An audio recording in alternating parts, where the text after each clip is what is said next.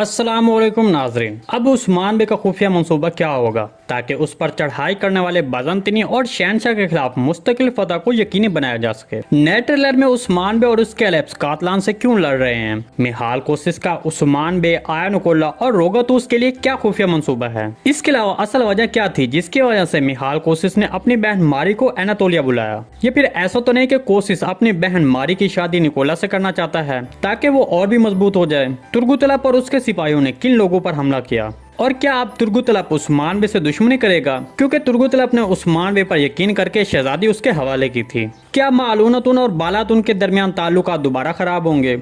वो शख्स कौन था जिसने उस्मान बे के घोड़े कारैल को मार डाला? और इससे भी अहम बात, सीरीज में मंजरनामे के लिहाज से कारैल को कत्ल करने की बुनियादी वजह क्या है? तो इन तमाम सवालात के जवाब आज की वीडियो में शामिल हैं, तो इसके लिए वीडियो को आखिर तक लाजमी देखिएगा। मगर इससे पहले आपसे गुजारिश है हमारे चैनल को सब्सक्राइब कर दें। इसके अलावा अगर आपको नए ट्रेलर और सीरीज के हवाले से कोई भी सवाल पूछना है तो कॉमेंट सेक्शन में कॉमेंट कर सकते हैं। हम आने वाली नई वीडियो में आपके उस सवाल को शामिल करेंगे। चलिए सबसे पहले अपने तजिए का आगाज उस्मान बे के खुफिया मंसूबे से करते हैं। देखें, अगर आपने 65 किस में वो बात नोट की हो जिससे ये पता चला कि उस्मान बे को बाज़ंतीनी सल्तनत में क्या हो रहा है, वो सब कुछ पता है। और ये सब उस्मान बे ने पादरी ग्रेगर को बताया कि आप वहां से कैसे भागे और यहाँ तक कैसे पहुंचे। और इससे भी अहम बात यह है कि वो बाज़ंतीनी सिपाही जिसने पादरी ग्रेगर को बचाया था, वो ये कह रहा था कि राज खुल गया है, राज खुल गया है। तो यहाँ पर जो वाकया ही अहम है वो ये है कि इस लाइन को बार बार क्यों इस्तेमाल किया गया, क्योंकि ये लाइन तो हर वक्त हमारे प्यारे कुमरुल अब्दाल कहते हैं। तो हमारा ये सब बताने का मकसद ये है कि उस्मान बे के दुश्मनों के किले में बहुत से जासूस मौजूद हैं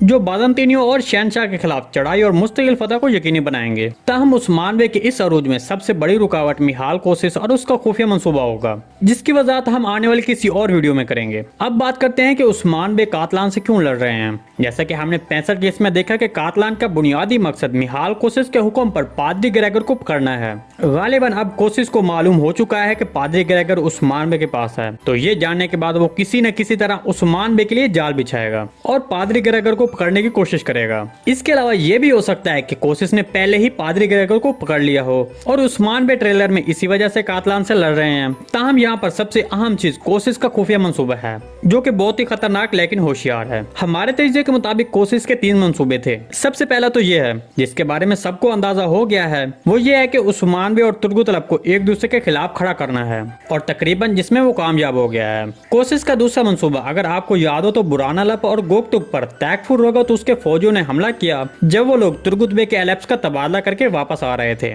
तो जब उस्मान बे ने बुरानालब से इस बारे में पूछा तो वहाँ पर तैकफुर रोगत उसका इशारा बुरानालब ने उस्मान बे को दिया कि ये उसी का काम है। लेकिन हमारे तजिए के मुताबिक ये हमला करने वाले फौजी दरअसल कोसिस के होंगे, रोगातूस के नहीं, क्योंकि रोगातूस को इस तबादले के बारे में मालूम ही नहीं था और उसकी बजाते खुद तुर्गुतलब के सिपाहियों पर हमला करने की वजह नहीं थी।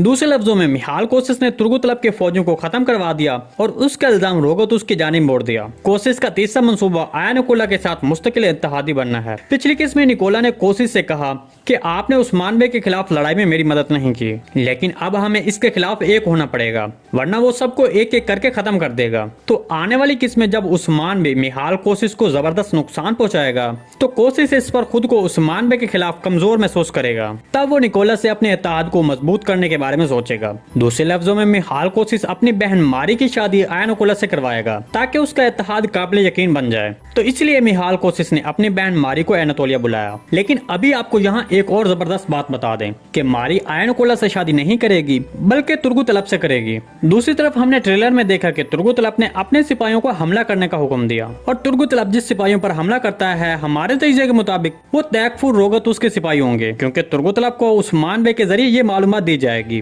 कि तुम्हारे एलेप्स को रोगातूस के सिपाहियों ने रास्ते में घात लगाकर खत्म किया। तो यहाँ पर हमारे तजिए के मुताबिक उस्मान बे तुर्गुत बे के इस जनून को रोकने के लिए उसे खबरदार करेगा और उसे कुछ भी न करने का हुक्म देगा। ताहम तुर्गुतलब उस्मान बे की इस बात को नजरअंदाज करेगा और रोगातूस पर हमला करेगा, लेकिन फिर मुश्किल में पड़ जाएगा। इसके बाद उस्मान बे तुर्गुतलब को इस मुश्किल सूरत हाल से बचाएगा। यकीनन ये आने वाली किस्में तो नहीं होगा, लिहाजा अभी तुर्गुतलब और उस्मान बे के दरमियान ताल्लुकात खराब होंगे, क्योंकि उस्मान बे जिसने देखा कि उसका घोड़ा मारा गया है और तुर्गुतलब जिसने ये देखा कि उसके सिपाही मारे गए हैं, तो इस पर वो दोनों आने वाली किस्में पुरसुकून अंदाज में बात नहीं करेंगे। इनके दरमियान पैदा होने वाले मसाइल बढ़ जाएंगे और वे एक दूसरे से गुस्से से बात करेंगे। इसके अलावा उस्मान बे के घोड़े कायल को सीरीज छोड़ने की बुनियादी वजह तो कोई भी नहीं बनती, क्योंकि हमने दिल्ली से अर्तुगरुल में देखा कि अर्तुगरुल गाजी ने एक ही घोड़े को कितने सालों तक इस्तेमाल किया। अब मालूनतुन और बालातुन के बारे में बात करते हैं। तो इस पर आपको बता दें कि मालूनतुन और बालातुन के दरमियान आने वाले चंद किस्तों में हालात बिगड़ जाएंगे। जी नाज़रीन, आज की इस रिपोर्ट के मुताबिक आप भी अपने ख्यालात का इज़हार हमसे कमेंट सेक्शन में लाजमी कीजिएगा।